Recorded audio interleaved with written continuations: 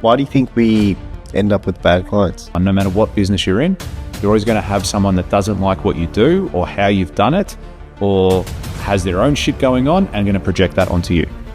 And I think it's really important that you have the skill set as a business owner to be able to navigate and handle stuff like that too. If you are in business, you're going to get punched in the face. At some point, it's going to happen. Just because someone doesn't like your product or your service doesn't devalue that product or service. You need to be really good at drawing the line. Yeah, and not many people are. No. That's the problem with that. That's the problem with it. You're going to clash with people, but the biggest advice I can give to anyone with regards to their clients is make sure that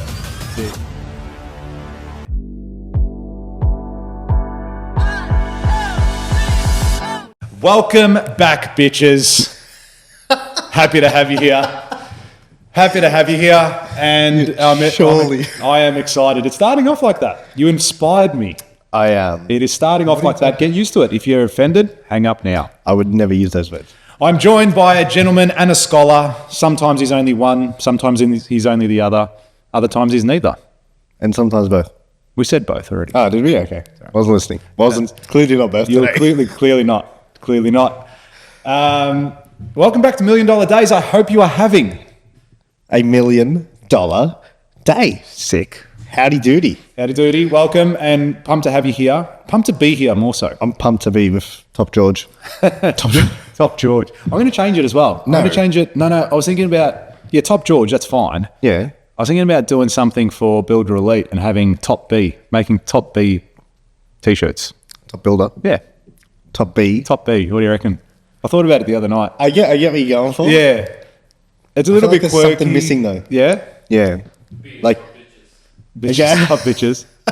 Iggy, come, get your mind out of the car. yeah, come on, Iggy. Expect more from you. Top B. Not from Robbie, but more from you. So you know how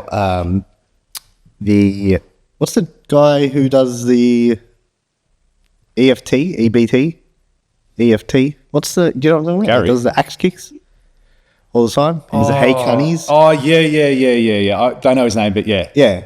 He does top C. He's like top Yeah, C. the top C, yeah. So that's cool. Yeah. Really cool. It could be similar to that. Could be a similar thing. Yeah. Anyway, what's news? There is no news. None? We're here to share some news. Well, actually, some news is you've started 75 Hard. I have. I watched your first vlog this morning. I've watched it I was pumped. 47 times. What was the decision behind doing that? And context, everyone, tell everyone what's Okay, so 75 hard. Most people know it, but and You know especially if what? you listen to this podcast and you're in that space, I think you know what 75 Hard is, but please tell us just so All right. we can hear it. 75 Hard was created by Andy Frisella, who's a businessman and podcaster in the US. And what it is, it's a 75-day challenge. So for 75 days, you need to do the following 5 things. You need to pick a diet and stick to it. You need to train twice a day, 45 minutes each. One of them has to be outdoors at least. You need to drink 4 liters of water a day. You need to take a photo of yourself every day, and you need to read 10 pages of a book every day. That's it. I think for you, there'll definitely be a change after the 75 days. Yeah. But I reckon for a lot of other people, it would be quite a significant change because there's people out there that are doing none of those items. Absolutely none of them. So I think having that space where you can go out and do the 75 Hard, I think would have significant changes in your life mentally and physically. And you'll come out the other end of it just going, wow, all those things that I was upset about, all those things that were consuming my life are no longer there. Dude, I had no intention of doing this. Yeah. At all. I tried it months ago and I kicked it off and I was like, this is day 1. And then day 2, I ruined it. Yeah. I was like, oh, this is day 1 again. And then I was like, I just can't do this now. I just have way too much happening.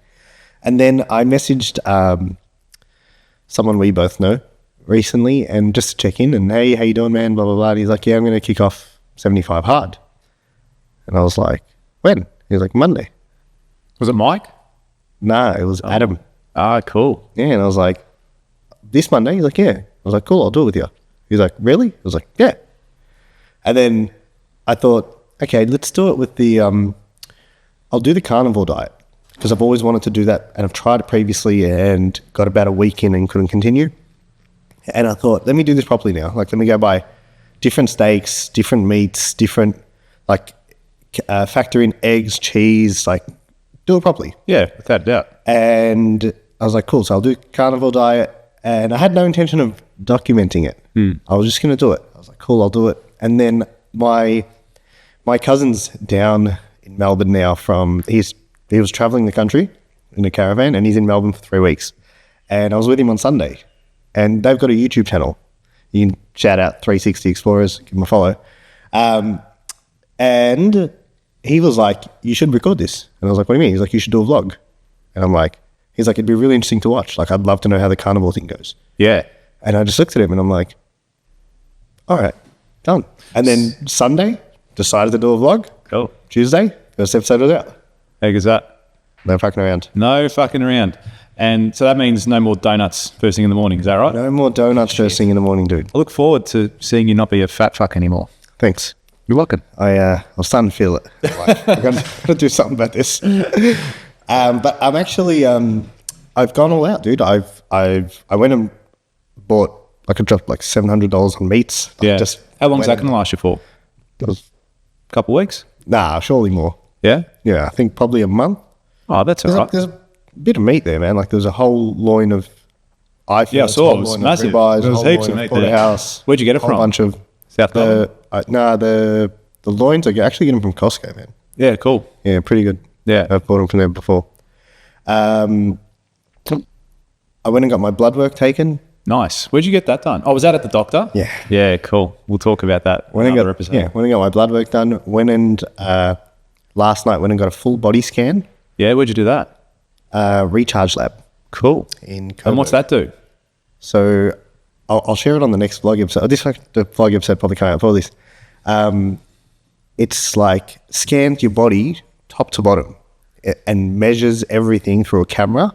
So you stand on this thing, it's weighing you and it's scanning you with a camera and it spins you around and it determines everything. Your circumferences, like your chest circumference, waist, hips, legs, quads, calves, thighs.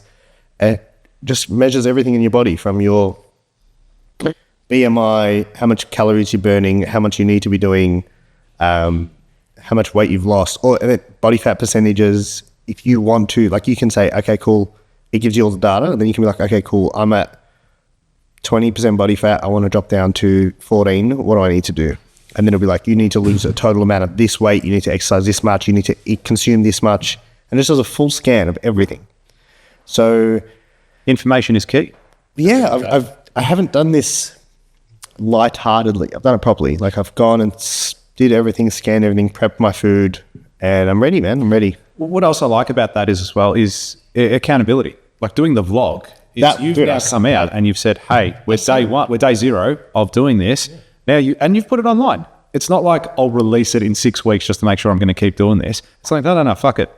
We're day zero. Yeah, this is day zero. Yeah. And the day zero one's already out. Yeah. So that is really cool in itself because putting it out there is you're keeping yourself accountable for that. You know, I at the start of the year, I put my goals up and I've pinned it to the top to the top of my socials because I want to see it all the time, but B, people can go there. Okay, cool. What have you done? Have you done these things yet? And that's what I'm working towards and doing and all that sort of stuff. And here's the thing, you might fuck up along the way. You might have a donut in the morning, one morning, all right? Okay. Probably less likely to because you've committed to this, but let's just say you do fuck up. Start again. Yeah, that's the whole challenge. Right. You fuck it up, you go day zero again. Dude, but document that. That would be great. Yeah, but you know what I was doing yesterday? At 10:30 at night when everyone was in bed? Exercising? Just going for a walk because I had to get my second workout in. Yeah. And I was walking along Beach Road. Yeah. I'm just in there like, this is what my last come to, huh? And I still haven't read my 10 pages. Yesterday. Oh, from yesterday? No. I would have lost. Yeah. Yesterday at 10:30 at night, I still hadn't read my 10 pages.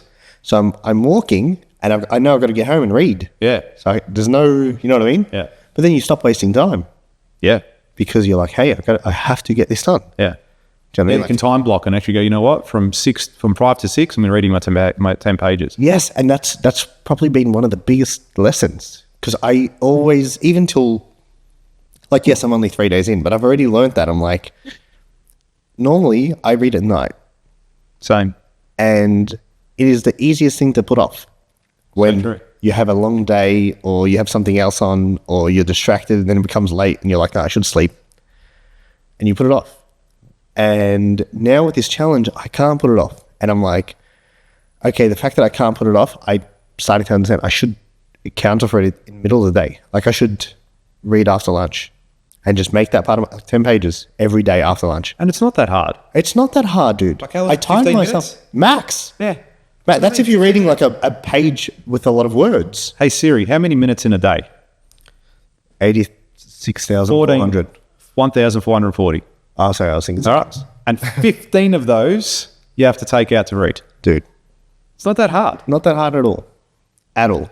But then it's just about structuring. Yeah. Like now, I've not missed a workout in the morning.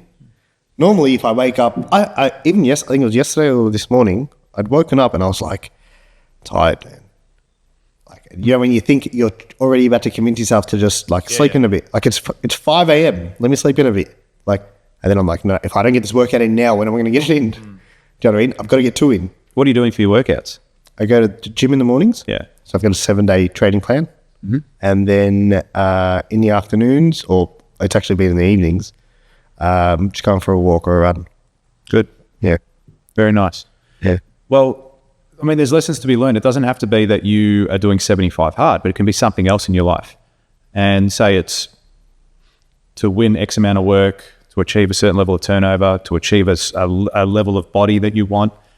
You got to then reverse engineer it. And that's what this helps do, is you're putting those, it's got those systems in place for you to help you achieve the end result. But what do you guys need to do in your life to achieve a certain goal that you're trying to work towards? And now, if it is weight loss, if it is revenue, if it is family, whatever it is for you, what things do you need to chunk down to achieve that goal in that time frame too? Because it's 75 hard. You've got to do this in 75 days. It's not 90. It's not, okay, I'll give you 90 days, work out every second day. It's it's a big change. It's a commitment. You need to do it. And what I love about this is the fact that you're documenting it, because it's just that extra level of accountability to yourself. That's what I said. Yeah, that's what I said on the video. I was like, I can't, like, I'm publicly come out and say that I'm going to do this. Yeah. You know what I mean? Awesome. I can't turn around and say, yeah, I don't want to do it anymore. Do you know what I mean? I need to, if I do that, I need to come out and say why I'm not doing it. Yeah. And I feel like it cuts out the bullshit filter. Oh, without a doubt. Do you know what I mean? Like now I can't not do it unless something actually happens to me, knock on wood. But unless something happens, why would I not? There's no reason for me not to get up and work it out, find a way. Yeah. Yeah. And I can see the benefit in the sense of having to have to do it. Yeah. Do you know what I mean? It's because then it's the mental push. Because there's days where you don't want to do it, dude. Oh, and you will convince yourself. Without a doubt. That and the structure. Because now I got to structure my days better. There's no more, I'll work it out tomorrow. No, I can't. I need to get 2 of these workouts in. And they have to be 3.5 hours apart. So I can't work out twice. No. They have to be separated. And one has to be outdoors. I need to pay attention. Is it raining tomorrow? It's not raining in the morning. I'll go do it in the morning and then I'll train in the afternoon. And how good is it when it is raining and you're like, fuck, I've got to go for a walk. Yeah, and you got to go for a walk in the rain. And then you're like, I have to. Yeah. Like it's the challenge. And putting yourself through that mentally is, I'm excited for it. Apparently it gets bad. Like people reckon like it gets tough. Like yeah. I mean, even the simple thing, which is probably the easiest out of all, the easiest I think would be reading the 10 pages a day. Oh, dude, you know what's the hardest? The water. The water. Yeah, I was about to say. Do you know how hard 4 litres of water is? Yeah, that's a lot. I've already had 2.5 litres of water today. Yeah, pissing like a racehorse. Like 700 times at least. Well, I have heard as well that does get better too. You start to regulate a little bit more.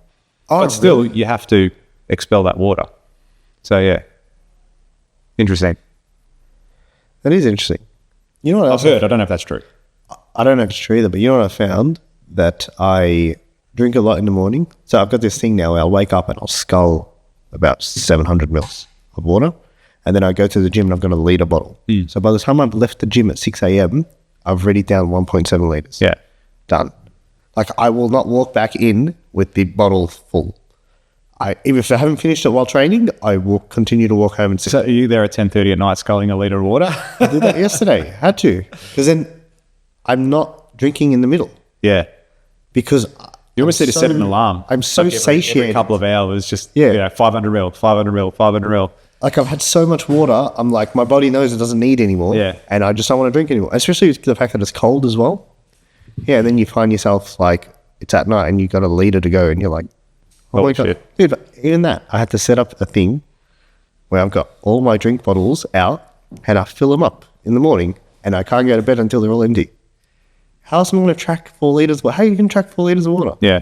You know what I mean? So I've had to set up systems for everything. Had to take out time, research the carnivore diet, take out time. I haven't put a training plan together since I was like 19. Had to just go and research exercises, what training plan, how can I train for 7 days continuously? Yeah. I need no rest days. Yeah, so good. Yeah. Well, I had a training session this morning actually with my PT and we were having a chat and he's like, cool, yeah, you're back into it again. Not that I've ever stopped. I haven't really stopped. I haven't gone for about just under a week because I had something on, which was planned anyway. But he's saying, cool, like where's the next goal? Like we've hit some good targets, did some personal best today as well on some weights that I was lifting, which was cool. Yeah, nice. I'm definitely finding my strength is so much more than what it used to be, which is awesome. But still not at my ideal body shape that I'm trying to achieve. So he goes, what's your goal? I said, this. He goes, oh, cool. There's one way to do that. You know it, don't you? I said, yeah, absolutely I do. Just got to do more.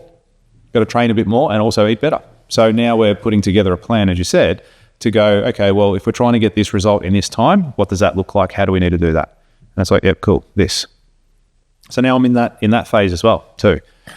And you're totally right. We spoke about sales the other day and you are your greatest salesman. Like there's no greater salesman than yourself when you're in bed and it's nice and warm at 5 a.m. Yeah. You know, no greater salesman. Your mind is like, no, you deserve it.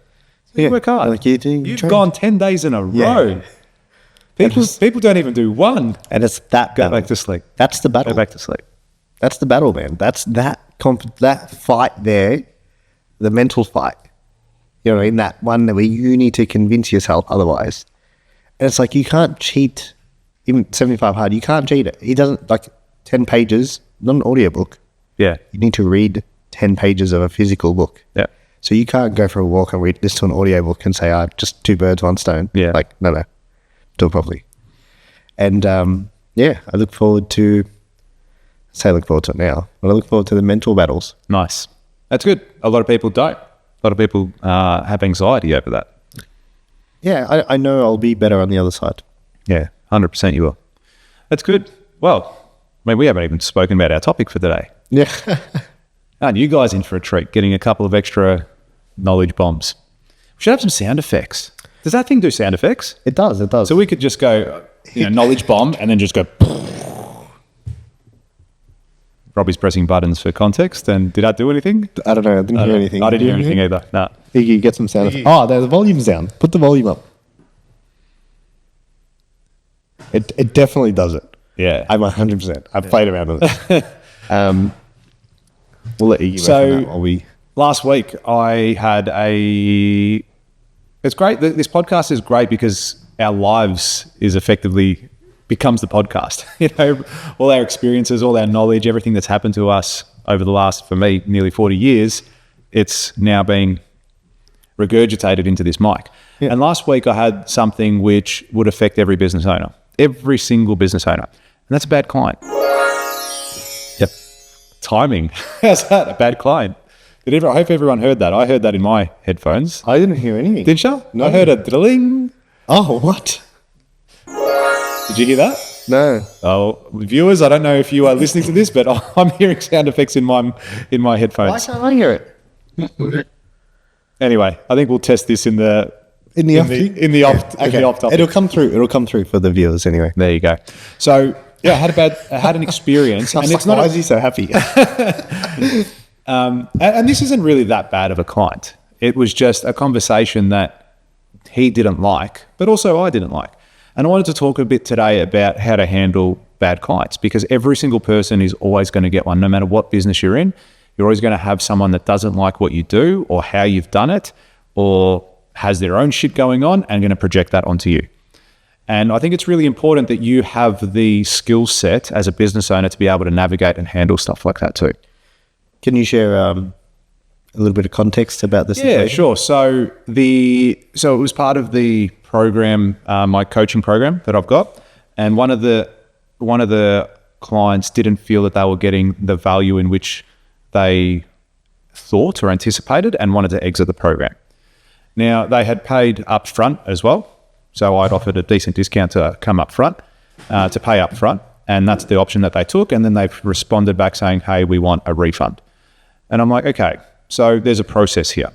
And you need to understand that although you have paid, for me, the way I see it is anything you're doing, this is an investment now into your business and into your company and life. And we incur as a company, as a business, expenses. Now, I have a contract with them. It wasn't just a handshake agreement. Hey, come join my program. It's this much. Shake my hand. Let's go. No, rule number one. That's right.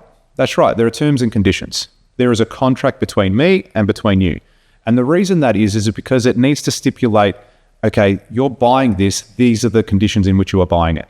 So for anyone that did want to leave or does want to leave, there's a cancellation fee associated with that. And he was upset about the cancellation fee. And I'm like, look, I try and teach you all of these things in the program when it comes to contracts with your clients, being a builder as well. Understand and put things into the contract that are going to protect you and also your business. And that's exactly what I've done. I'm practicing what I preach. Even now that you want to leave this program, I'm giving you a lesson. You know what I mean? You should be learning something from this. Should be charging you for this. Yeah, that's exactly right. Exactly right. So I'm trying to teach you there as well.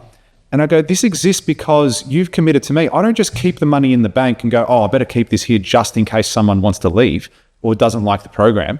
I then use that money to get new venues, to get better equipment, to hire people, to grow the business, to bring on more content, like 1,001 things. The money gets spent on the basis that you've committed for 12 months. Now, whether you do a full upfront payment or you do a cash flow, it's still the same thing. So I've got a cancellation policy there to protect us and cover. It doesn't even cover the expenses, in all honesty, because what I spend in the company to grow it at the moment, because I'm in a growth phase in the business, so I'm actually spending more than I'm making. But that is because I want to invest in the organization so it grows and becomes one day even bigger than what it is. Now, he disagrees with what I'm doing, and I've said, listen, at the end of the day, it's there in black and white. Like, it's in black and white. You've signed it, you've agreed to it, the conditions are there. Like, what more do you want me to do? It's like, oh, and then he starts questioning my integrity, going, no, you're this, you're this, you're this. I said, hang on, mate. With all due respect, I don't appreciate you saying that. It's not in line with what I'm about and my core values. However, it's there again, black and white. I'm fair and I'm reasonable. And this is where it's at, unfortunately, for you. Now, for me, I want him to continue in the program too. It's not like I want to kick him out. There's no bad blood there. I don't feel any way whatsoever. There's other reasons that this person may want to leave outside of what I'm about. But you need to be able to handle objections like that. And one of the most important things that you should also realize, and this is the thing, I'm going to give you the secret to handling a bad client and coming to terms with a bad client. It is completely your fault. Like your fault? My fault. So taking responsibility. Take full responsibility. Yeah. If you've got a bad client for whatever reason in your business right now, and I even look at this as a builder too, I've had the worst of the worst clients. I've had clients that make you want to set your company on fire. And then I've had clients that make you want to build forever. The two extremes are there. But every single time, whatever that client was to me was completely my fault. And I made some drastic changes in my construction company to ensure that all my future clients are amazing people. And the way I do that is A, through my contract, but B, through communication. So the contract clearly stipulates their obligations to me, and I sit down with them and we say, listen, this, and this. I go through every dot point with them together and say, do you understand your obligations to the contract and to me? Yes, cool. So when you break one of those obligations, there are consequences for that. That could be a monetary thing. That could be me terminating the contract. It could be delays to the project, whatever it is. But if that does happen in the future, they understand. Now, if I just sign a contract without going through it with them, without putting those rules in place, and then something happens, then they'll get offside, I'll get offside. That's completely my fault because I never took control of that situation earlier. So I look at, again, he was coming back to me and saying, I want to leave for this, and this reasons. And I looked at it and I go, okay, everything's my fault. If If everything's my fault, then it's in my power to control that. So I looked at his objections and I said, okay, I think you're valid there. I understand that and I appreciate that. I'll take that on board. That and that. And then there was a couple of things I said, no, that's not right. That's your interpretation. The ones that he actually brought up with me, I implemented those changes immediately into the business for the good of every other member in there and future members. I'm like, okay, I appreciate that feedback. Thank you. I'm going to use that and I'm going to improve it. And I'll also offer you these improvements too. I've then spoken to other external parties, mentors, and said, hey, this is what I do with the business. This is how I'm currently giving information out. What would you change? And one of them said, do this. And I go, yep, that's great. And even though that to me was like, oh, I'm giving too much away, he goes, no, if you give everything away, you're going to create raving fans. You're going to create people that go, wow, this is amazing. This is exactly what I need. I'm going to then go tell everyone else how good it is. Whereas if I've got a scarcity mentality saying, no, I'll only give you the information as you need it and drip feed it to you, that's detrimental. So I implemented that into the business as well. And something that I teach at other events is value. Just because someone doesn't like your product or your service doesn't devalue that product or service. So I understand that. I don't need to go out and go, holy shit, I better drop my price now so more people buy it, or so it's less, so I'm in line with what I have to do. Said, no, increase the value of that. But also I know to myself that I've seen the results with other people in the program and what they've done in their businesses and how much it's helped them. But I go, well, there's the proof too. And that's something, just one more thing that another mentor said to me, you're always going to get someone that doesn't like the $1 coffee at 7-Eleven. It's $1 but you're always going to get people that complain. So that's another thing to really understand. You're not going to be able to please everyone. You're going to clash with people. But the biggest advice I can give to anyone with regards to their clients is make sure that you remove the expectation versus reality conversation. Because if you can have that at the very beginning of any job or any relationship, you're going to win. And when I say win, it's not you're going to get one over them. You're just going to have a better quality person to work with. And that's what I found in my construction business. And for me, I think construction's really difficult from the perspective of you're dealing with a lot of emotions from, say, an owner, because it's often their life savings. They're investing in you to build their home or their project, whatever it might be. You've got the relationships with subcontractors, suppliers, your own employees. So it's a really intense scenario. Now, if you can have those conversations early on and qualify people, make sure they understand how to go about doing business with you, it will resolve a lot of your problems. So step one, expectations. Expectations. But I'd say step one is take full responsibility. The moment it happens, completely your fault. Because if you can understand the root of why they've come to you with a problem or why they've changed, you can make that change, either for the good of that relationship or future ones. So that's definitely the first step. Take that full responsibility. And they might just be a fucking asshole. Yeah, and that happens. That happens. You get people like that. You get people that just don't like you or don't like what you're doing or think you're out for them. Because, everyone's a dodgy builder in my industry. So they think they have that perception of you even before they get started. But again, if they've got that perception of you, you didn't qualify them at the very beginning as a person that you want to do business with. Because if you had put those steps in place, they never would have signed a contract. So why do you think we end up with bad clients? Because people, great quote, the customer is always right. Customer's always right. Do you know that's half the saying? What's the other half? The customer is always right in matters of taste.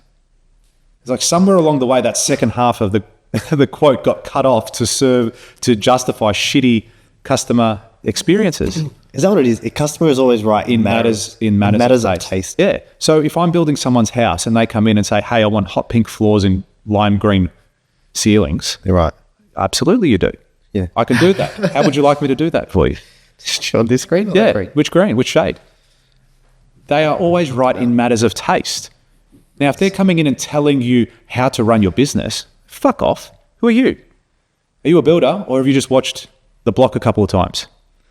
Do you know what I mean? Or whatever your industry is, any industry, marketing. I 100% agree, dude. They are always right in matters of taste. If I came to you and said, hey, I want you to advertise me eating peanut butter, right? And you're like, why? Just I just want people to see me eating peanut butter. Yeah. No financial gain, reason, nothing. I just want to spend ads on me eating peanut butter. We get that, not so much these days, but when we first started, we used to get that a bit in the sense of our qualification process wasn't refined. Yeah. And we'd get people who would come in, and part of our process is, especially for new people, if it's a new campaign, you always approve the ad. Do you know what I mean? So first time we ever did, for example, a Builder Summit, you saw the ads before they went live. And people would like rewrite the copy. Yeah. And I'd be like, what are you doing? Yeah, what are you doing? And they'd be like, oh, I want it to be written this way. Like, that's not going to convert. Like, okay, we can include the information you want to include, but we need to write it like this because we know that converts. No, I want to write it like this. Well, why don't you run the ads? Yeah. Do you know what I mean? Like, if you know this better than we do, why are we here? And yeah, we're pretty fortunate to not see that as much these Some days. people need that as well. Some people need to go, okay, I see that you are under control. I see that you've got this under control. I don't need to get involved. And I found that too. I've had clients test the water where they go, oh. Testing, I've got no issue with testing. Yeah, but in the sense, yeah, absolutely, me either. Yeah. But I'll just put them back in their place as well. I say, hang on. I go, when we spoke, yeah, it's all right, hook. I say, hang on, when we first spoke about this, this is how we go about it. And they're, oh, okay, yeah, cool, I understand now. No, it's fine. Yeah. No worries. But they'll test it. They'll try to get away with something perhaps. And you need to be disciplined enough to then come back to the rule book and say, listen, thanks, but as per our agreement, This is what we said. This is what we said. This is the best way. We do this because we're actually looking out for your interests.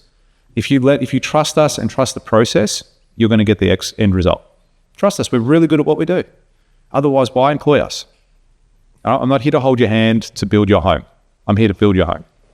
Let me do it. So, yeah, that's one avenue. The other thing is you're also going to get people who you just cannot comprehend, who Make no sense. but also no matter what you do or say, you're never going to make them happy, and they are going to be a really bad client and detrimental to your business. There's going to be those people you come across too. So why?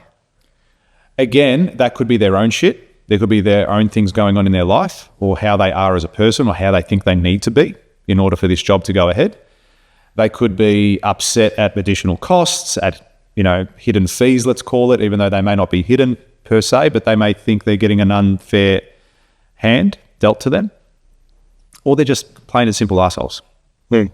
Now, when it comes to someone like that, and I've probably had one extreme client like that, one client that in my building business that was like that. And what you need to do is cut them out as soon as possible. You need to get rid of them out of your life. Now, that can often mean it's going to cost you money. But the alternative is it'll cost you mental health and money and time. Because a person like that in your life is going to severely bring you down and your business down, and potentially all your other clients and all your other business down, because they're going to suck up so much of your time, so much of your resources, so much of your mental capacity that it's going to be detrimental to the rest of your business. Yeah, you should never get anxiety from someone calling your phone. Without a doubt. Ever. And I've had that. Me too. I've had that. I got to a point once where I almost got a second phone, and because they were calling me so often. And I was like, fuck, like, honestly, I looked at my phone, I'm like, what's this fucking person want again? And it was at like 9:00 at night. Yeah. When they shouldn't even be calling me. And that's one of my things now. I go, do not call me after 5 unless it's an emergency. And even when it's an emergency, let's just say your house is on fire at 9. Call the fire brigade. Why are you calling me? Do you want me to come there with a bucket? Like, what are you expecting? All right, I'll see it in the morning when I wake up. And then I'll make an insurance claim. So even then, what's the emergency? So, yeah, you should never accept or tolerate someone talking to you disrespectfully as well. Because I've had that happen too. I've had that happen as well. And I think part of the journey is you probably need you need to live through that experience. Because it's easy for us to sit here and tell you, don't accept this, don't accept this, don't do this, don't do this. But you kind of need to experience it for yourself as well sometimes. Yeah, I agree. And I know now, for example, if I have a client that would speak to me or my team members, mind you, I've had them talk to my team members like that. If I have anyone do that again now, I pull them up so quickly. I'll just say, listen, I didn't come here to be spoken to like that. I go, one of two things is going to happen right now. You're either going to change your tone and your conversation with me, or I'm just going to leave. Which one is it? Because I won't tolerate this. And then most of the time they'll bring themselves in line. And then on top of that as well, I had someone a little while ago, I think it was late last year, speak to one of my employees in a disrespectful way. And I called him up and he came in, she goes, oh, this person just abused me and was, called me all this. She cracked it over something, over plaster not being patched. I'm like, okay, no worries. Called that client up. I said, listen, before I continue into the the perceived problem, which isn't a problem, it's just a task that needs to happen. I go, I need you to understand that it is not acceptable for you to speak to my employees in such a manner. Now, if you continue or do this again, there's going to be severe consequences because no one comes to work to be spoken to like that, and I won't tolerate it. Oh, I'm sorry, I'm stressed. I go, that's fine. That's fine. No harm, no foul. But your excuse for being stressed, that's their shit now. They're putting on you and your team. Doesn't make it okay. Doesn't make it okay. No. Doesn't make it okay. I'll accept that this was a once-off. Yeah. All right? Don't do it again. And you'll find when you generally put someone in their place like that, they won't do it again. Have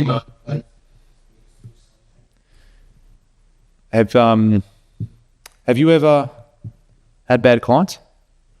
I think, you know what? Not myself not included, obviously. You call me at 9 p.m. I think it's one of the greatest lessons that you can get. Because here's the thing.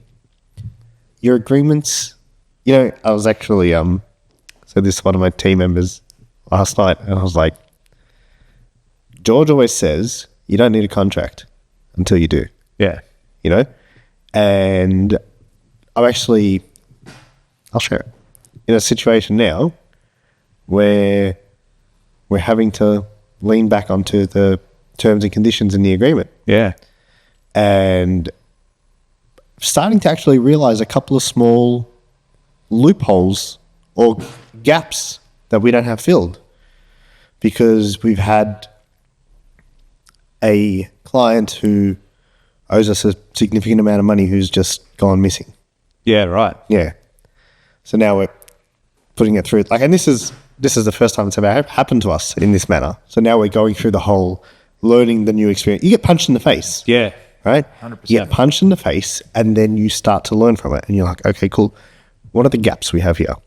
How can we don't have a process around this. We don't have a collection team. We do now. We don't have, is the contract completely foolproof? Are we going to be able to recoup these funds? You know what I mean? Because you do get people who have their own shit going on. Dude, I got a call. You know this person. I got a call saying, I'm going through this, I'm going through that, domestic violence, crying, all this, cried poor to me in every way. Yeah. Please keep it going. I'll get you the money, I'll get you the money. Okay, no worries. I'm so glad you're talking about this because I can flow on from it as well. Dude. So I said, okay, fine, all right, whatever. I'm sorry that you're going through that. I'll do what I can to help. So cool, leave everything running, doing all the work, got the result, was doing my head in about stuff. Don't message me at 9 p.m. So have you had that conversation with them before though? It's probably a little bit harder for you in your business, but sorry to interject. It's do you call your accountant at 9? Do you call your dentist at 9 p.m.? Do you call your doctor at 9 p.m.? Of course not. They're in home, in bed, wherever they are. Yeah. So why do you call your builder? Why do you call your marketer? Why do you call these people? What makes you think it's okay to call me? What logic, yeah. Exactly, that I'm on call 24/7. No, my phone's off.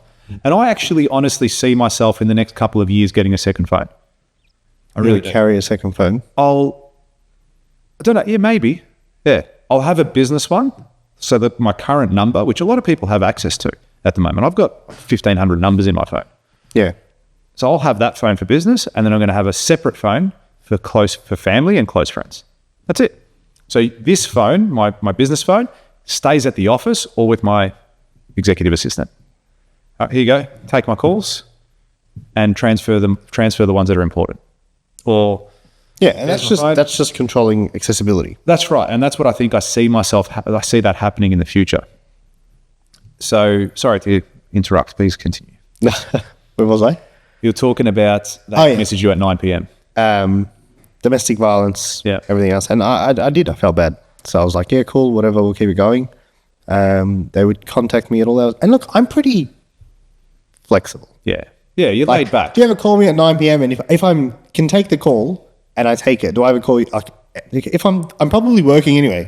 I think we're a little bit different in the sense that we've got a friendship outside of work. So it's not so much that perspective of, well, if I'm going to call you at 9, it's generally for something sick. Yeah. And you're pumped. Like you're excited to answer the phone. So I would reply. If I was available, I would reply most of the time. I've got no issue with it. If they start to abuse it, I won't reply. Yeah. Like, or if we don't have that relationship, or sometimes I won't reply. Depends. And it's rewarding bad behavior too. It is rewarding bad behavior. Yeah. So that's why certain situations I don't. But with this person in particular, they basically were there when they needed it. And then the second the campaign was done, can't get them on the phone, can't get them to respond to an email, can't get them to respond to an SMS, can't get a hold of them at all. Gone missing. No more payments coming through. How funny. I sent a text message this morning. Hi, client. This will be my final attempt at trying to contact you. Can you please show some respect and return my call at your earliest convenience? Thank you. George Passis. That's a person that owes me money. Yeah. It's my final time at trying to contact them. My solicitor will then be in touch next. So exactly that same thing. It's like you do everything to bend over backwards and deliver their project. And then in the final moment where they are, and this isn't a lot of money. This is more principle than money, but still, it's like I think it's about $5,000 worth of work, or that they owe me. Yeah. Regardless, you're $5,000. Exactly. I want to go to the casino tonight. Yeah. Do you know what I mean? Whatever I want to do with it, I want to give it away. Doesn't matter what I want to do. That's mine. Yeah. But I take full responsibility for the situation. Yeah. And I'm like, all right, this was going to happen at some point, and here we are now. What are you going to do about it? Yeah, that's really cool. And you know what? I actually, at one point, it was bothering me, and I was considering just cutting ties. Yeah. But then I thought, I can't do that. Mm-hmm. Like, even if the collection agency goes, this might be ego, it might be principle. Even if the collection agency goes and gets every dollar and keeps it, it's the principle. Yeah. Pay what you owe. Do you know what I mean? Pay your dues. You asked for a service, you came and cried poor to me, and now all of a sudden the tables have turned. I was very disappointed, man, to be honest. But take full responsibility, and now we build a system around it. Yeah, without a doubt. We tighten our contracts. And that'll help you. That'll make you money in the future. So the money that you might lose in this instance, it's time and money. Yeah. What bothers me more than anything? How it makes me feel. Yeah, without a doubt, because you take it personally. It annoys me, man. Yeah, me too. I'm like, me too.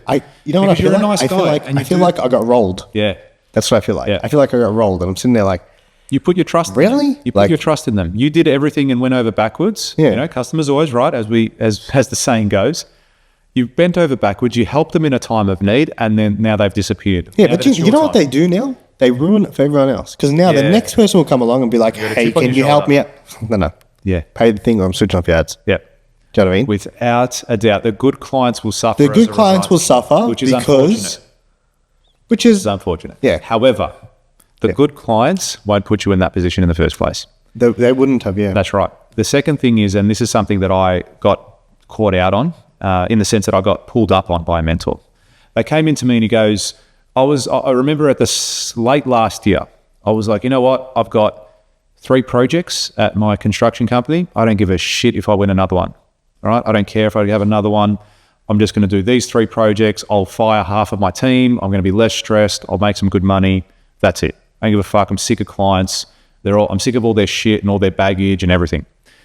And he's looking at me, he goes, you've got an 8-figure business, don't you? He goes, yeah. He goes, you've been doing that consistently for a while? I said, yeah, last 4 or 5 years. And he goes, okay. 1% of people who ever start a business will ever get to 8 figures, ever. That's 1%. I think it's even less. Yeah, it could be less, but he'll start. Just let's make it easy. Yeah. 1%. Because you've been consistently doing that for so many years. You're making bad business decisions off the basis of a few bad customer experiences that you've had. Making bad business decisions because of a couple of people who didn't like the $1 coffee, instead of making good business decisions because of those people. And that just slight switch in mindset was massive for me, because then my business literally doubled from that point, from last year. Like I've got 7 projects on now, and I'm probably going to secure at least another 2 in the next couple of months. So for me, it was a huge shift in my mindset. And then it's also manifesting, attracting new work to me as well. Yeah. So it was a huge change in my mindset, and I was making bad decisions because of bad clients. And now that's why I say every single client that I'm working with now is fantastic, because I've set the standard. And it's not so much me going, you have to do this or fuck off. It's no. One of my core values in the business is excellence. In order for me to deliver excellence, I need it across the board, from subcontractors, suppliers, employees, clients. So I'm not going to sacrifice any of those areas to meet your budget, to meet your mental state, to do things that are outside of my core values. Because you're having a breakdown. That's right. So now I'm attracting the better quality person to my business. And if you don't align with that with me, hey, thanks for your time. Good luck in your future endeavors. Here's another thing, and you sort of touched on it, and I want to make it clear to everyone too. So many and so often, you actually become friends with your clients because you're friendly. You want to build that relationship. Customer's always right, as we say. And, oh, you're a cool guy. I'm a cool guy. Let's hang out. We'll go for a coffee, go for a drink. I think that's a mistake. I've become friends with clients, and you'll find that what happens, it's like... the lines get blurred. That's right. Yeah. And it's like, oh, by the way, here's a $10,000 variation for that extra plastering work you did. Oh, what? It's like they don't say this, but in their mind, I thought we were friends. Friends, and you're charging me $10,000? Yeah, creates. Come on, man, can you do it for 8? Like, this is hard. Like, hey, fuck, then I have to pay for 2,000 of that. Yeah. So now I'm not making any money. Is that fair? That I'm not making any money on this because we're friends? No, this is a business transaction. I'm not a fucking charity. So I now have gone to the extent where we're not friends anymore. I've got my friends. After we build your house, absolutely, we can be friends. If we do another project, we're not friends anymore. And it gets to this, for that period of time, it has to. It gets to that point where you go, and I'm kind of good because I can separate myself. And I'll say to someone, I say, listen, say it's my cousin or a friend. No, let's say it's a friend. I'm building my friend's house. I go, look, we're talking about money. It's an emotional process. I've done this 1,000 times. I'm really good at what I do. I will look after you more than I'll look after anyone. Actually, I'll look after you the same as any client, in all honesty. I'm not going to change it because you're my mate. But I'm still going to look after you and give you a fantastic product. That's because you look after your clients. That's right. Yeah. So I'm not going to really treat you much different. But you need to trust the process. You need to respect that I'm really good at what I do. I need you to understand things will come up. There's going to be extras. It happens on every job. You need to understand that I will always look out for you and do the right thing by you. I'm not going to rip you off. I'm not going to go, this thing cost me $1,000, but I'm going to charge you 10. It's not going to happen. Do you trust me to do that? Yes or no? Yes, I do. Okay, so when I do come to you with extra costs, know they are genuine costs to your job. Or know that I always have the best interest for your project. So if something needs to change that's documented in a different way, it's for the best of the project. We will come to you, we'll have that discussion, everything will be great. If you can't handle that, my advice to you isn't don't get into this relationship, because I'm not going to hesitate to charge, to tell you how it is. If you can't handle that, you need to back out of this contract. Then I'm having that conversation before I've even started the job. Yes, we're friends, but understand I'm also your builder. So in this instance, I'm drawing the line in the sand. We're going to have 2 different relationships going on at this time. I'm going to be your friend. Yes, I'm your friend. Always be your friend, but I'm your builder in this instance. When we're talking between the hours of 7 to 5, we're builder-client relationship. Outside of that, cool, we can separate that. And I'm good at separating stuff like that because I don't have buyer's remorse, I don't have seller's remorse, I don't have anything. It's a business transaction. Even with new clients that you meet, and make. And I've had my mentees that are part of my program. They say, we always become friends with our clients because that's the type of relationship, that's the type of people we are. I said, yeah, that's fine, but that can also bite you in the ass. Try and always keep it professional.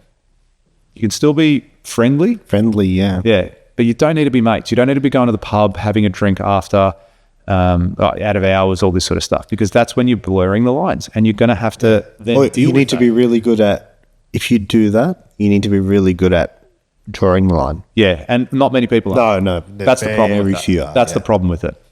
Yeah, and like, it's a shame because I'm somewhat like that too. I want to be friends with people that are giving me money. You know what I mean? We're doing business together. Yeah, let's it's go like, for a it's a coffee, let's go win. for a drink. Like, I engage. We've got similar interests. Like, there's things there that I go, yeah, I can see myself being friends with this person.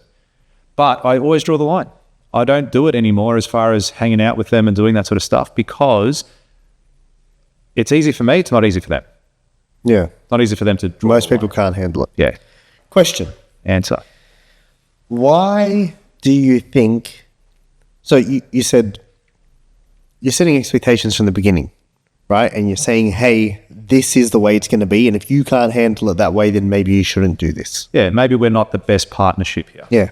So why do you think people don't do that? They probably don't know. They probably have a level of expectation themselves that this person is going to be good, that this So person is a good people client because assume. yeah, that's right. And I've heard this saying, it's don't be upset at a lion for eating you just because you didn't eat it. It's in its nature. Don't be upset Don't at be a upset lion. at a lion for eating you just because you didn't eat it. So like, I didn't eat you, why'd you eat me? That's right. Yeah, okay, cool. It's in the lion's nature to eat Yeah. you. Okay, it's in their nature. It's in a client's nature to protect their money, to protect their beliefs, to protect their values. Okay, so if you're in the cage with a lion, put up a fucking fence. You can still look at the lion, admire the lion, pat it maybe, but it's behind a fucking fence. It's not going to eat you. Or fucking kill the lion and eat it. Yeah. So where were we going with that? You were talking about assuming. Yes, that's right. So a lot of the time we'll assume that because this person wants to do business with me, everything's happy at the start. Like everyone's happy at the start of signing a contract or doing a deal or engaging you. Yep. Everyone. And it's not until later that the cracks start to show. Yep. So by removing that assumption, it's really going to help you have a positive relationship with your client. Yeah, I agree. One of the things we say in one of our businesses is assume nothing. Don't assume the client likes these colors. Did you check with them? Yeah.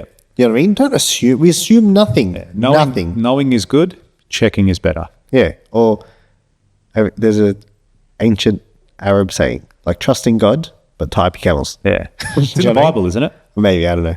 Yeah. That's so true. Someone said it to me. I can't remember who. Trust in God. An Egyptian thing or something. Yeah, if you just sit there going, God, Yeah. please look after my camels Yeah. tonight. God, please make sure the camels don't run Yeah. away. No, trust in God, but tie up the camels. Yeah. You know what I mean? Let's have faith, have belief, but Check. don't assume. That's it. All right, so assume nothing. That's one. So they assume. What about the people who do know, right? There's going to be people who listen to this who now know that they need to be setting expectations of their clients, but I can guarantee, I'm going to start saying this at events, and it's going to be this. Knowledge is one thing, right? But knowledge acquisition is one thing. Knowledge without the action is It's useless.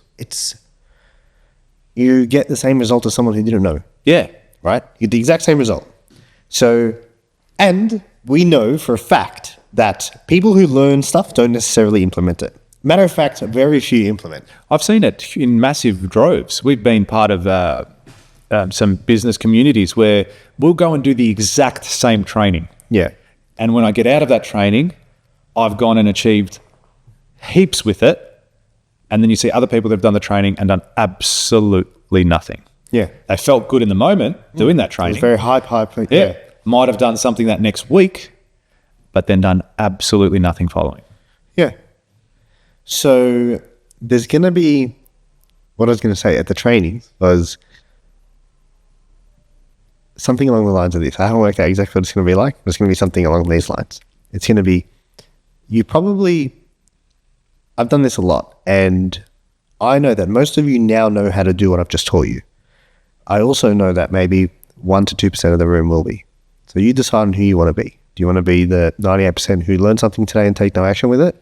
Or are you going to be that 1 or 2%? It's up to you at the end of the day. You need to take decision's yours. Yeah. Decision's yours. Can't force you to buy. And we know but I can force you to make a decision. 100%. And we know that a large portion of people don't take action. So for the people who've heard this now, they know that they need to be setting expectations at the start.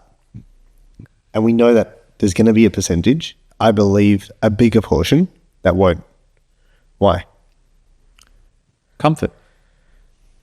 It's easier not to.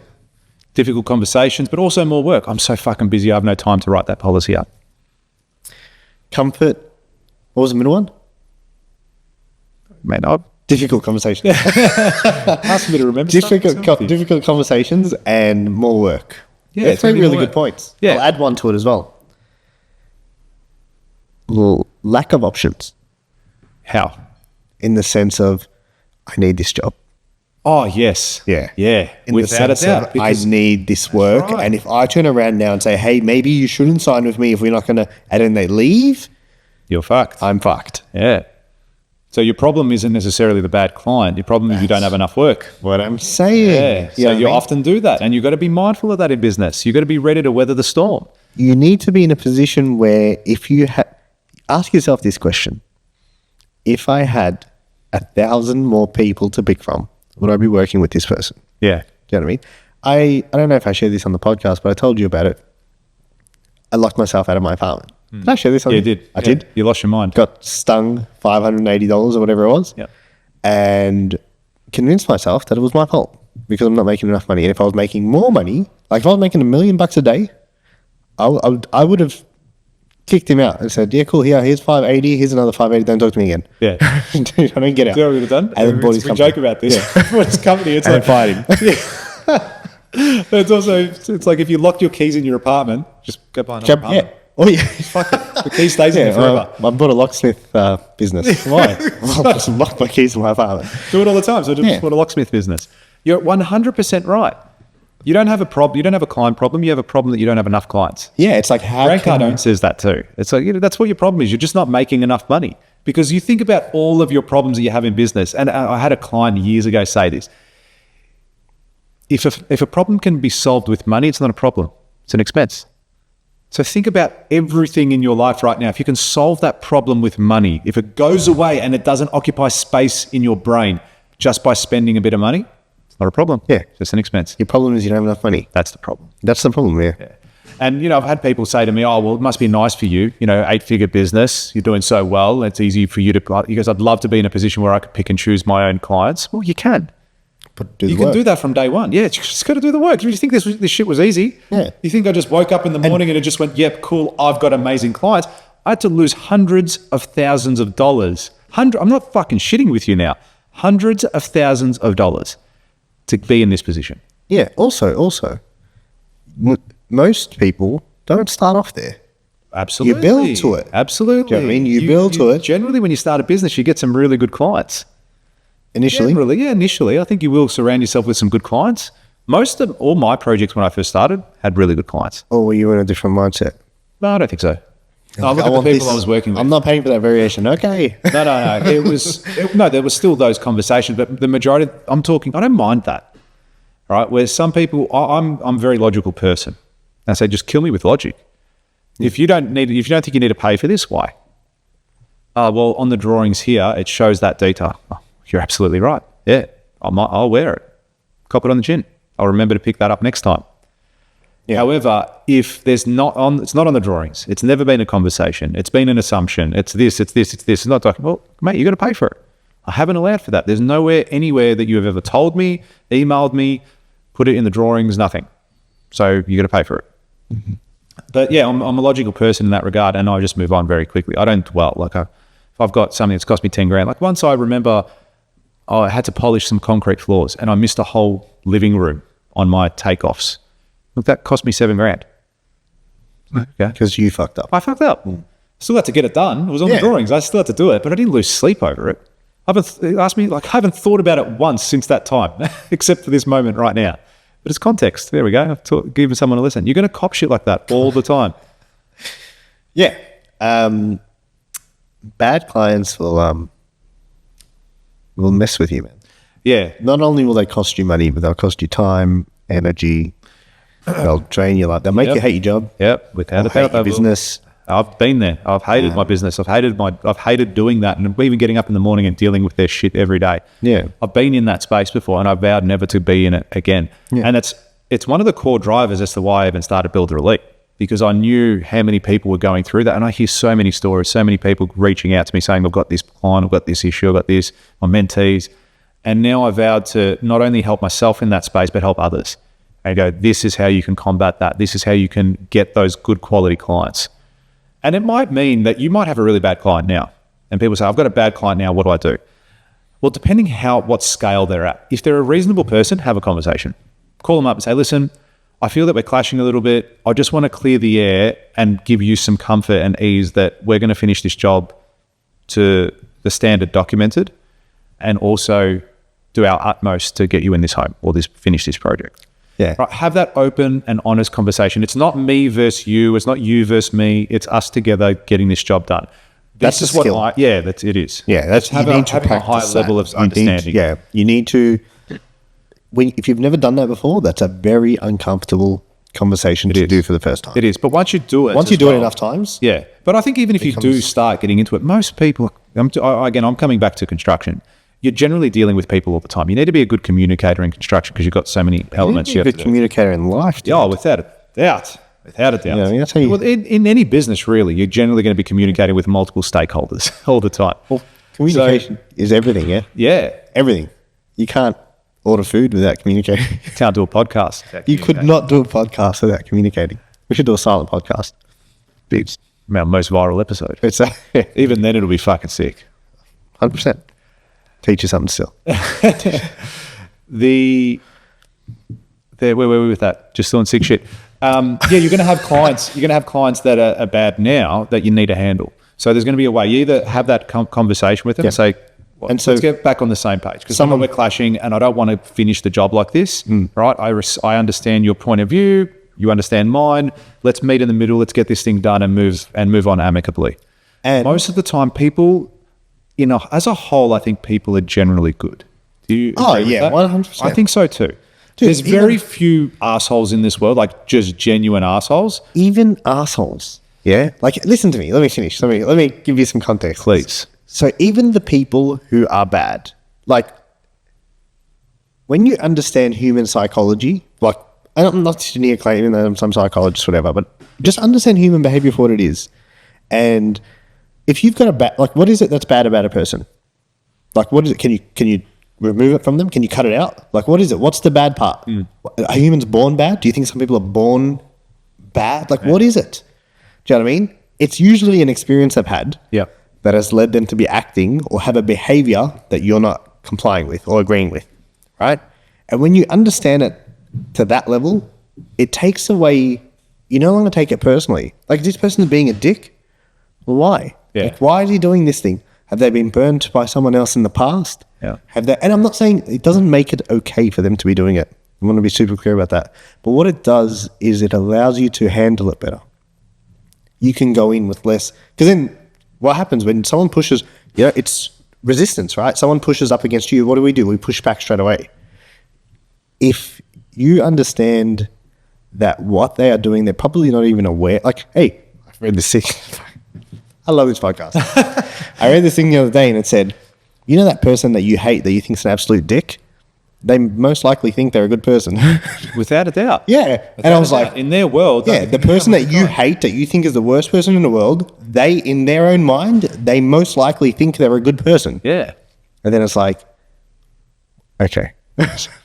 That person who's a bad client, who's shitting up the wall, who's being rude, who's being a dick, whatever it might be, an asshole, probably thinks they're a good person. Yeah. And they're probably acting that way for particular reasons. And if you understand that, you can't cut the bad out of a person. Yeah. It's not like chop their arm off and now they're good all of a sudden. It was just a bad arm. Yeah. Like, do you know what I mean? You can't do that. It's a behavior they're doing because they've learned something. Yep. And yeah, so I believe I believe there's no bad people. That's the truth. I believe there's bad behaviors. You were saying, is the whole world good, or is people are good in whole? Yeah. I reckon everyone's naturally. You get a baby. Baby's pretty happy. They cry a bit. I don't know. I haven't had a kid, but like, all in all, a baby is a loving. Absolutely, it is. And then things happen to the baby throughout its life, and then it picks up those bad behaviors. Absolutely, yes. Baby doesn't come out. Yeah, baby doesn't come out doing bad things, being racist. Being racist or smoking crack. It's taught that. Or exactly. With a ciggy in its mouth. That's right. It's taught those things. It's like fears. We're taught fears. Yeah, without a doubt. Yeah. So with the bad clients, again, that you might be experiencing, that's probably one of the moves you need to do. The other one is... Well, what happens if you have that conversation and it's not going it's still no good? Yeah. What do you do then? Then you need to make the decision as to where it goes from there. Okay, so are you going to stick around and finish the job, just put up with their shit? Or are you going to be just as confrontational? Say, cool, you don't want to play that like that? We can play like that too. But you need to make that tough call and go, that's excellent. Like, you want to not pay your bill? Cool, we're stopping the job. Yeah. Stop the job right away. Right away. You're not paying your bill? Job's done. No, get to this stage. No, you pay, we'll start. But you need to, there's consequences with everything. Maybe they then escalate, say, cool, I'm suing you. Excellent. Here's my solicitor's number. Speak to him direct. Yeah. It's a level of fuck you. It's a corporate fuck That's right. That's right. That's what it is. Yeah, 100%. And here's the thing. The more successful you get, you're going to need a good accountant and a good solicitor. That's what I've also learned over the years too. They should both pay for themselves. Oh, without a doubt. Yeah, without a doubt. Solicitor should pay for themselves. Yeah. In what they save you or recoup. Yep. A accountant should pay for themselves in how they manage your funds. Yeah, exactly. And that might be the instance of what you need to do there. And this is where the contract's so critically important. You need to have a get out of jail card. You need to go there and say, cool, this is our termination clause. We can terminate the contract under these provisions. And it might sometimes mean that you go, okay, this is going to cost me $100,000, but staying could cost me $5. And it might be $100,000 short term, but then you got to get your solicitor to go chase that money. Yeah, because you're owed it or whatever it is. But I made a difficult call mid last year. There was a client that owed me $150,000, and we ended up, they owed that, like, I'd completed the work. I am not in the wrong. I will put my hand up when I've done something wrong. Wasn't in the wrong. This person was taking advantage, and this person is, I'd say they're scum. I will gladly say they're scum. Scum? They're scum. S-C-U-M. S-C-U-M. There's other words I could use. Yes. But let's just use scum for the time being. And other four-letter words? Yeah. Scum. Yeah. So it ended up that I came to an agreed figure that I was willing to walk away from the project. And mind you, the job was mediation. Finished. No, like between me and them. Yeah. Okay, yeah. The project was finished, mind you. It wasn't like half done. It was finished. We completed our obligations, and it was a matter of going, you owe us this money, pay this money. Don't fuck around. Now, I could have very easily, and I had within my means, to go them hard with my solicitor. And I looked at it and I'm like, okay, this is how much we're going to get. This is how much we're going to be owed. By walking away from that relationship, because if you go down the legal path, it's generally going to be a 2 to 3 year process. Yeah, it's not overnight. It's not overnight. They need to speed that up. The system at the moment's fucked. Like if you go to VCAT at the moment, it's like 3 years. 3 years. Yeah. My solicitor told me, he goes, don't even bother going to VCAT at the moment. So we just go straight to county court now. The only reason you go to VCAT is like to do a threat in the sense of, we're going to take you to VCAT. Yeah. Here's and that's the thing. That's most of the time where it hopefully doesn't get to that stage. But we've got a case where we'll go straight to county court. It's going to cost a lot more money, but we're going to go there for everything now. We're going to recoup costs, legal costs, the actual bills, everything that's associated with that. So you were going to settle? No. So this is another one, but this particular one. I looked at it and go, okay, it's this much money. I'm going to make that much money back in the next 2 months. If I don't have this bitch occupying space in my head. Yeah. You know what I mean? Because if I'm now going down that path, okay, here's a solicitor, okay, let's have another meeting, here's the paperwork, here's this. Like it's that whole negative connotation, those consuming. It's consuming. And if my mind is on that shit, I'm not focused on getting that $6 million project. What am I down the road. missing? Exactly. And too many people don't focus on that. They go, no, they owe me $100,000. And it's like ego gets in the way a little bit too. Oh. I made a business decision to say, cool, I'm going to walk away from this because I'm going to make fucking millions. And you are going to see me everywhere. You're going to see my projects everywhere. You're going to look at that and you're going to be reminded by me everywhere. You're going to step into your home every day. You're going to be reminded by me. This podcast is going to be the number one podcast in the country. You're going to fucking see me everywhere. I'm going to be on all over social media. You're going to see me everywhere. So for me, I put my energy and my time and my thoughts into other things that were going to make me a significant amount of money that just trumped what she owed me. Question for you. Yes. And that wasn't an easy decision to do, by the way. But it was the best one until that day that I've gotten rid of that person out of my life. Fuck. Huge weight off my shoulder despite the amount of money they still owed. And karma's bitch. And it's already come back and bit them on the ass. And I know that through other engagements that they've had. Question. Was that me in that situation? I'll tell you what my instant thought I had then was. Yeah, kneecaps. Yeah, cool. No. Kneecaps. Which ones? Cool, I'd let it go. Yeah. But I'm going to go and pay your neighbor to put up a board with my photo so every time you walk out, you look at me. Like, that was the first thing I thought. Yeah. Okay? Oh, good. I'm petty like that. Yeah. If I can, cool, I'll let it go. But I'm really not letting it go. Yeah, that's right. yeah. That's right. It's like, okay, I'll let you have that win, but I'm going to get one up on you. Yeah, absolutely. And the it's like, how do you not? Yeah, I know. I suppose it's emotional maturity at the end of the day. I just focus on what's going to be best for me at that moment. It's not being consumed in that space. Like, honestly, and when I said karma's bitch, I know literally that person had another project with another builder that she didn't pay and she ended up paying in the sense that he fucked her over.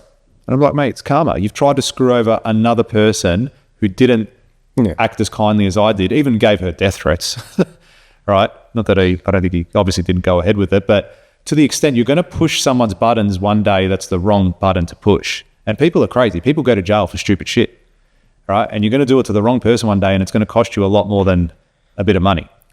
But even so, like the project that she was doing, I'm giving away to she, but the project that they were doing was a decent sized project and they didn't pay the builder at the very beginning of the job. And it's like, you've just screwed that whole project over from day one. No one's going to touch that thing now. So you're getting a reputation in the industry. Yeah.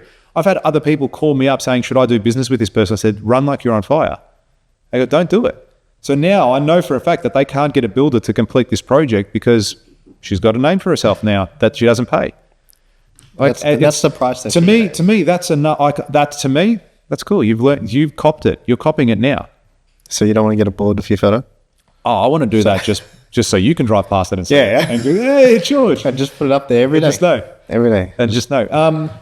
So yeah, it's. I hear what you're saying. Like, there's part of me that wants to go there and get an excavator and pull over a fence and just pull down a fence, or drive it into their house. You know what I mean? Rip the whole thing down. I get that. And there was a video that went viral years ago of a guy getting in an excavator because the builder didn't pay him, and he got his excavator and drove through the shop front and just started ripping everything down with the excavator. So just say, pay your bill. It's like, okay, cool. So you've got that. You've done that now. You've caused, $100,000 worth of damage. What's the end? It's about, so now you're in jail, right? Because your emotions. Yeah, it's right. You're in jail. You got a criminal offense. You've lost your business. You have to pay back $150,000 when you were owed 15. Okay, so who wins? Who wins? He would have just made an insurance claim, that builder. Yeah. And what's to say that builder wasn't in the right? That he didn't pay you because you didn't do a good job, and now he has to pay you for a poor. Like, do you know what I mean? Yeah, I get what you're saying, but I would never do that. Like, I would never take it to that extreme. Yeah, but people do. I would put up the board. People do. Do you know what I mean? Like, so the board is like, next time I'm just going to make sure. You drive past any house and you see a board. See a board with Robbie's photo. The neighbor opposite. The neighbor in the surrounding area. There's beef. Left or right. It's beef. Yeah, I don't know. That was the first thought I had. Yeah. Like, okay, cool. I'm going to let you get away, but I'm going to make sure that you have to look at me every day. Or you know what I mean? Or I'm letting you get away, but I'm not. Yeah. Yeah, I can't explain. It's a petty thing. Yeah, I don't, as I said, man, there's part of me that wanted to just go there and do some stupid shit. Huge part of me. And even like, if I found out now that's something happened, you'd be like, oh, good, suffer. I don't. Do you feel? I look at it more. Yeah. Yeah. As in relief if something bad happens. Yeah, like kind of like a karma thing. Oh, the like karma thing, yeah. It's like, well, when it you makes found sense. out, not something really bad, but in the sense course. of like, Don't wish death or like anything the like that. builder thing. Yeah, where you're right. like, Oh, without like a doubt. I would, if I got that call, I would have been wrapped. Yeah. I I would wasn't. have celebrated. But in the I same would've bought a token, board. I knew the person that was going through that situation and also losing money. Yeah. So I was like, it was a double-edged sword. I was like, yeah, cool. She's getting screwed over, but so's he. You know, and that's the whole reason, again, my company Builder Elite exists, is so they don't get into business with those types of people. I didn't know the builder specifically. I just knew one of the contractors that had a key component of that work. And he wasn't getting paid as a result of this builder not getting paid. Now, but yeah, 100%. Like, to me, I just look at it. And again, I don't want it to occupy space in my brain. I haven't thought about that since last year, right? Because I don't want that to consume me, as you said, and I just don't need those negative thoughts in my mind. Just whatever, man. And you know what? Again, if I was making $100 million this year, am I really worried about that expense? So it's the same. How much do I have to pay for peace? Exactly. It's the same concept. It's the same concept as a locksmith, except a larger sale. Opportunities on the wrong. You're looking at the wrong thing as the problem. That's right. And that's exactly how I took it. And it was the most liberating thing. I felt so much better for cutting this cancer out of my life and not ever dealing with this bitch ever again. And I've learned so much more as a result of that I've put into my new contracts, that I've done things to improve the business. It was my fault that we got into that position in the first place. All right. I look back at the early contract and go, I shouldn't have done it like this. My next one, I'll know. And I've done that. I've had people try and say, oh, we want to do the payment schedule like this. No. If you want the payment schedule like this, I'm out. Go find another builder. Oh, okay, I suppose we can make it work. Great. Let me sign that contract. So I've set the standard. I'm willing to walk away. Here's another thing, right? When you say you're bad clients, be willing to walk away. You've got to be willing to walk away. If you're going to go out there and say, I expect excellence, you have to be willing to walk away. Yeah, so put yourself in a position where you can. Yep. Where you're not lacking options. Because honestly, the day when you're desperate, when you need that project to come on, that's the client that you're going to get on board, you're going to hate. Because let's just say you take on that that job and you make no money or you lose money. Was it worth it? Yeah. There's easier ways to go broke. I'd rather go broke sitting at home than losing my hair dealing with a bad client. I'll add on to that though. Before you walk away, be resourceful. Try and find a way to make it work. Yeah, And if they're being difficult and you can't, yeah, you got to be willing. You got to be willing to walk away. Yeah, that's a fundamental business lesson that I've learned over the years. Because even that really bad client that I mentioned to you, I had that one really bad client. My gut, when I remember this, we're sitting in an architect's office, we were signing the contract on that day. My gut was telling me, don't sign this contract. My gut was telling me, you are a fucking weirdo. And he was a fucking oddball, this bloke. Yeah. Okay, you're an oddball. And there's just something about him that didn't sit right with me. And I didn't trust my gut. I didn't trust my intuition and go, I shouldn't do this job. I should walk away. Do you ever think people think you're odd? Me? Yeah. Maybe. Probably not. I'm a mad dog. No. Top George. Who doesn't like I Top haven't felt George? like that in ages. But then the other day I was at the doctor's. Yeah. And then I was like, can you see my previous blood test on the thing? And he's like, no. And I was like, I got it here. I pulled up on my phone and I showed him and he looked at me like why do you have your... Who does that? Yeah, like it was a... And then I thought, this guy might think I'm one of those weird health people. It was funny. I'm sure everyone has their oddities. Do you know what I mean? Oddities. Is that a word? It is now. Fucking oath it is. Yeah. I just said, You come here first. by Top George. You just listen to it here. Yeah. Everyone has them. Everyone has those things that make them quirky with everything. It might be something small. I don't know what mine are right now. Dude, had you asked me before yesterday, Yeah. I would have said, Nah, nothing. But then yesterday, that experience, and I was like, oh, this is odd. Yeah. He's looking at me like, no good. and you're not only eating meat, and you carry around your blood tests. I can't wait. I'm going to go do the body scanning. I want to do that body scanning I stuff. should add, just for context, it was on a cloud on my... I can then pull out the papers. Yeah. I've got it all here. Laminated. Yeah. I've got it all here. Look. All right. Too much. Bad clients, set expectations, And Be willing to walk away. be willing to walk away. Set the standard. Right? What are your core values? Attract the right people. Take responsibility. Take responsibility. That's core. Take responsibility. And I know everyone here has either had a bad client Or have been a bad client. well, yeah, probably fucking not. oath. You could Maybe. be. You reckon? Maybe you could be. Absolutely. Maybe you could be a bad client. Flipping the script here. Absolutely. Good way to look at it. I think once you're a business owner, though, you probably have a little bit more of an appreciation. I actually have a raised expectation now as a business owner. Like, fucking give me service. Yeah. Do you know what I mean? Oh, without a doubt. I'll compare it. Someone was saying to me the other day, he's like, I feel like there's no business, most businesses don't have good service. He's like, you go into most businesses and the employee has no idea in the world what is going on and can't help you. And it's like, how did you get a job here? How did you get a job here? Yeah. Yeah. Well, it has to stem from the top, doesn't it? Has to. It's like a simple thing. Like, how do you answer your phone at your business? Me? No, I'm saying even your employees. How do they answer? It's like, hello. Good morning. Yeah. This is George. Good morning, Pascon. This is George speaking. How can I help you? Big difference there. Hello. That's Or hi. How can I help? that's a big company mission, vision, values, branding. Yeah, without understanding. but that needs to come from the top. If you don't tell everyone how you need to answer the phone or how you expect to be greeted or all that sort of stuff. Like the other day, I've got a rule in the office. If the phone rings more than 3 times, you're fucking fired. Jesus. All right? No, in the sense that it shouldn't ring more than 3 times. Do you know what I mean? Answer the fucking... If that phone rings like 5, 6 times, I lose my mind. The office. If I have to answer the phone, I lose my mind. So... look, in saying that though, everyone's phone, like mobiles, often ring too. So there has been occasions where everyone's on their mobile at any given time. All been sacked. Yeah, everyone's sacked. Yeah, I've had to clear my employees out like 6 times this year. Fresh teeth. So It's only me. yeah, so sometimes they can't physically answer the phone, which is totally fine. But if you're on your computer, on an email, whatever it is, and you don't answer the phone within 3 rings, like what's going on? You need to do that. It's got to be KPIs. I don't want that could be a $6 million job, a $10 million job that you just let go through. Go to the answering machine that we never hear about. So that little thing annoys me. So guys, every time the phone rings, it needs to be answered. It needs to be answered this way. I want you to be professional, courteous, take down the information. It's like, I had someone like, you guys should get this as well once. It's like someone comes into the office and say, hey, this person called. They're looking for a new job. Oh, yeah. Cool. What's their name? I don't know. Okay, what's their number? Oh, this is their number. Okay. Yeah. Where's the project? Oh, I don't know. Well, what do you know? Yeah. But again, your fault. Have you told them how? Okay. And then I sat there, because that's happened to me. I said, cool, come here. Everyone in the office, come here. We're having a meeting.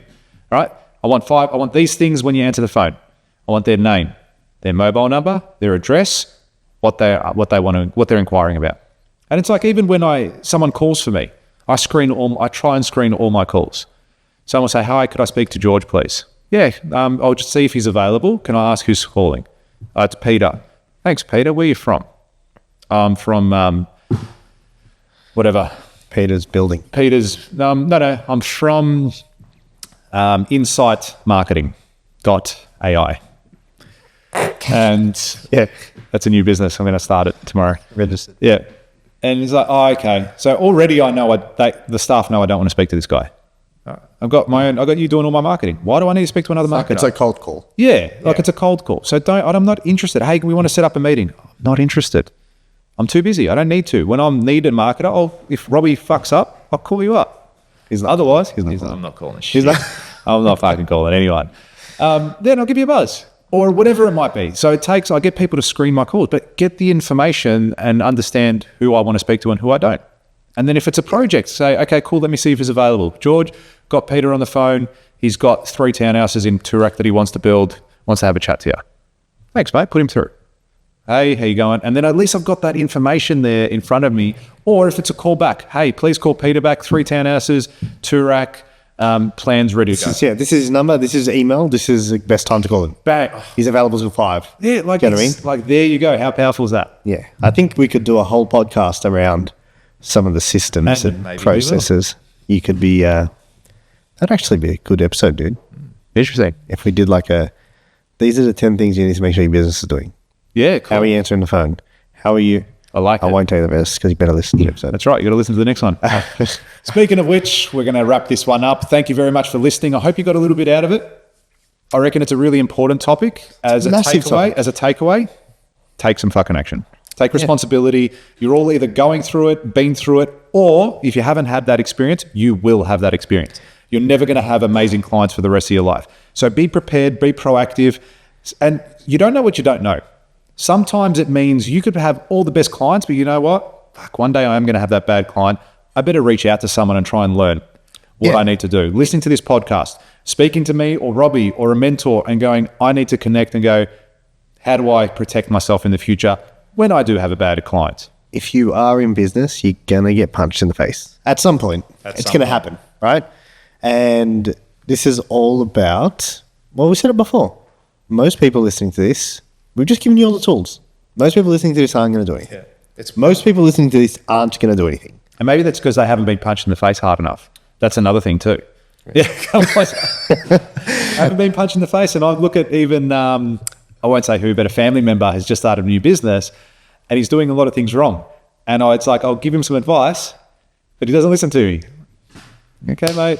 Dude, we could do a whole podcast about advice. Yeah, absolutely. Let's wrap this up. Too much. But I give him some advice and he doesn't listen to me. And I'm like, I tell my wife, I go, look, he's not listening. He's like, okay. Does he take it with an open... No, a little bit young and arrogant, thinking they know everything.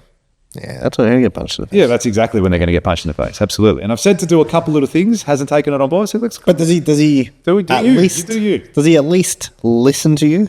Like in the sense of just like, oh yeah, look, I'll look into it. Like, I don't believe so. I think it's like, no, I'm just going to do it this way. This is how it's going to work. Yeah, when people it's because I'm not in that industry either, but I am in business, and I know, and I've made lots of money. I've lost lots of money, so I know there's a level of experience that comes that you should listen to me and go do this. If you're serious about doing this as a career, as a business, you're not just going to get that one fucking viral video and going to sell 4,000 units of your product in the next hour.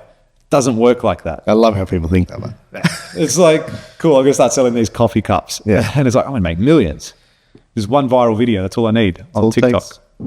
On TikTok. Filmed on your phone. On my phone. All right, guys. Thank you so much. As always, some of you are listening, have been listening, long-time listeners. We've got a lot of long-time listeners and regular listeners to our podcast, but not necessarily subscribed. And if you're not subscribed, I want you to go home. I want you to look at yourself in the mirror and I want you to think about what a disappointment you are. Wasn't expect. Yeah, get your life together. Get your life together. Subscribe to the channel. Then call up your mum or your dad or your goldfish. Get them to subscribe as well. All three. All three of those people or things. Look forward to speaking to you next time, guys. All the best. Thanks, guys.